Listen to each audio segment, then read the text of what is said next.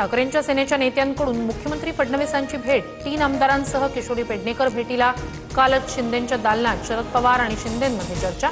2 दिवसात 2 भेटींची राजकीय वर्तुळात चर्चा.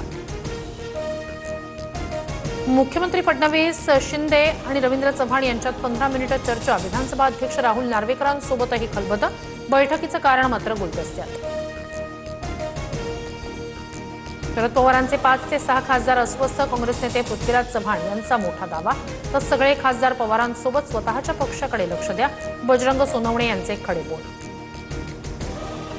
पवारांच्या राष्ट्रवादीच्या विश्वासार्हतेवर संजय राऊतांचा सवाल.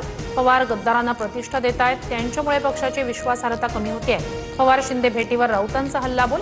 महाविकास आघाडीत बिघाडीचे संकेत.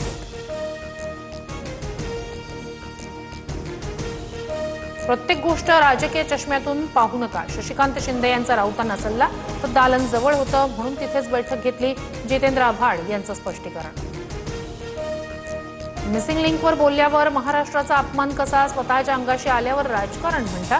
राज ठाकरेंचा मुख्यमंत्री फडणवीसांवर हल्लाबोल. मराठवाडा हादरला. हिंगोली, परभणी, नांदेड, लातूरमध्ये 4.6 रिश्टर स्केल तीव्रतेचा भूकंप. गाढ झोपेत असताना सलग 4 भूकंपाचे धक्के.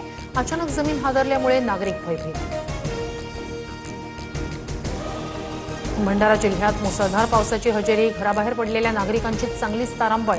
पावसाच्या सरींमुळे बळीराजा मात्र सुखावला.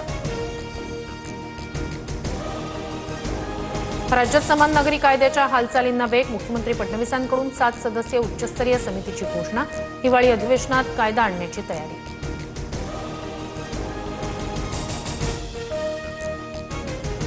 आळंदी आणि देहूतून निघालेला भक्ती सोहळा पुण्यात दाखल. ज्ञानोबा तुकोबांच्या जयघोषानं पुण्यनगरी दुमदुमली.